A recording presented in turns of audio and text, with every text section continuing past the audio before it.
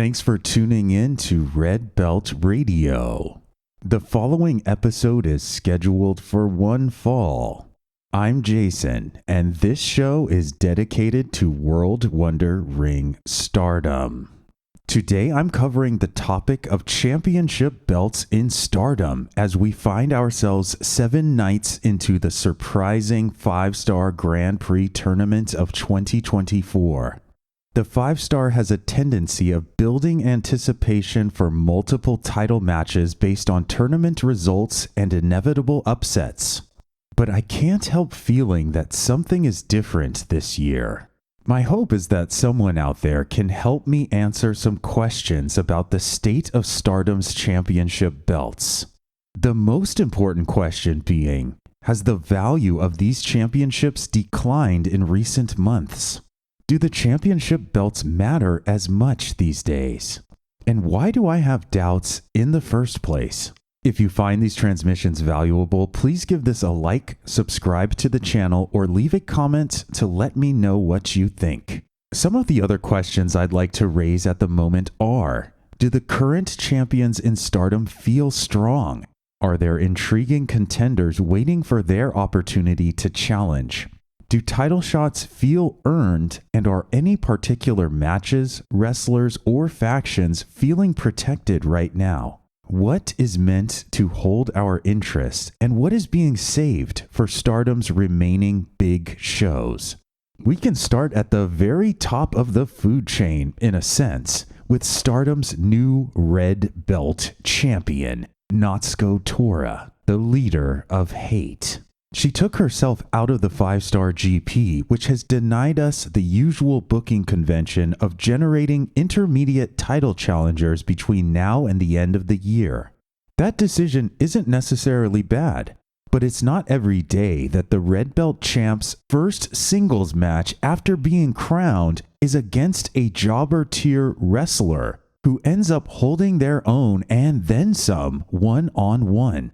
This is not a slight. I am a very big fan of Cosmic Angel's Aya Sakura. But the fact that she not only survived for over 9 minutes, but also got plenty of licks in along the way, doesn't paint Natsuko as the monster she perhaps should be.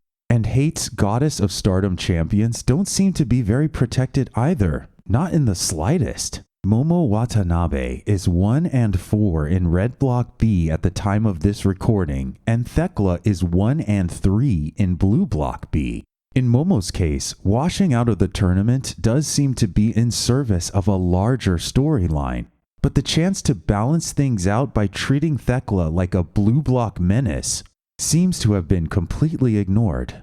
It doesn't help that we've seen incredibly little of these two working together in matches, and therefore don't have a clear sense of their team dynamic or threat level to other Stardom pairings. The Goddess tag scene this year has been filled to the brim with entertaining matches, but the title reigns themselves have an average of about 2 months in length. I'm not sure these short reigns have done their respective teams justice.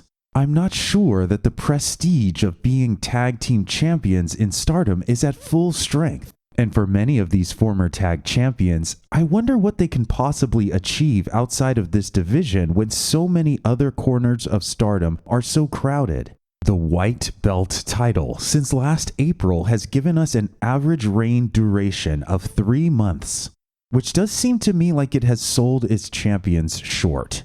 The booking that trended from Mina Shirakawa to Tam Nakano to Mirai felt really odd, and some of that oddness has lingered ever since.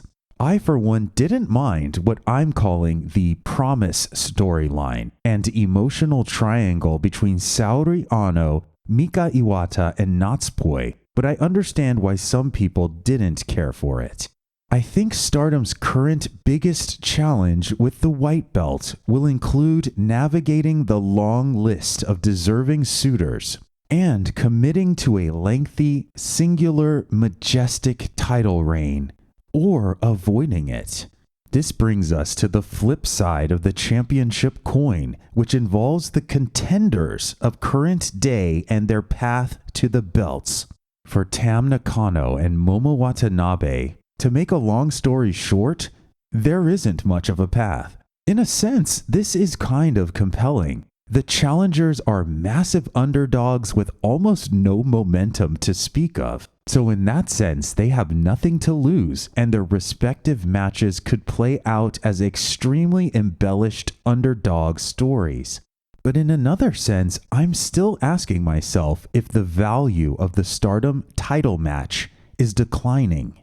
Champions don't feel as protected, challengers certainly don't feel as protected, and the overall weight, the overall sense of elite competition, it seems a little less present to me. But this isn't the case everywhere.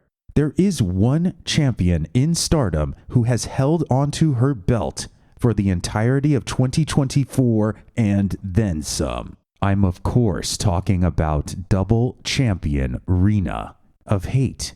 She's not likely to defeat her sister Hina on August 31st, but that's okay. Rina has left an undeniable mark on the future of Stardom scene, and having a new champion will be good for the upcoming New Blood show in September. I am not at all worried about Rina's standing as a competitor or her future. It is a bit funny to me that of all the villains in Hate, Rina tends to come off as the most legitimate threat to her division. For Stardom's sake, that should probably change at some point. What do you consider to be the answers to my questions? I raise them to you again. Has the value of these championships declined in recent months? Do the championship belts matter as much these days? Do the current champions in Stardom feel strong? Are there intriguing contenders waiting for their opportunity to challenge? Do title shots feel earned? And are any particular matches, wrestlers, or factions feeling protected right now? Help me out here. If you found this transmission valuable, please give it a like, subscribe to the channel, or leave a comment to let me know what you think. Thanks for listening to Red Belt Radio.